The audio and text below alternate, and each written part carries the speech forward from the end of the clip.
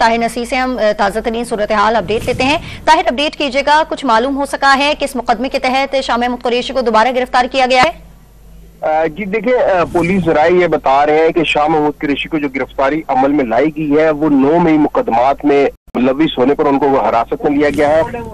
Police राय ये भी बताते हैं कि डीसी की जानिब से जो नजरबंदी का हुक्मनामा जारी किया गया था वो रात ये वापस ले लिया गया है। ताहम आज जब शाह महमूद कुरैशी अडयाला जेल से रिहा हुए तो रिहा होने के बाद उनको जो दोबारा गिरफ्तार किया गया है, जराए यही बता रहे हैं कि उनको 9 मई के मुकदमे में गिरफ्तार किया गया है। जराए कहते हैं कि अभी इस बात का फैसला होना बाकी है कि शाह महमूद कुरैशी को 9 मई के कौन से मुकदमे में शामिल किया जाएगा, क्या GHQ हमला केस में या किसी और मुकदमे में उनको शामिल किया जाता है। पुलिस हुकाम का ये कहना है कि शाह महमूद कुरैशी को हिरासत में ले लिया गया है, उनको नामालूम मकाम पर मुंतकिल भी कर दिया गया है और उनसे तफ्तीश की जाएगी 9 मई के जो मुकदमात हैं उस हवाले से। जी।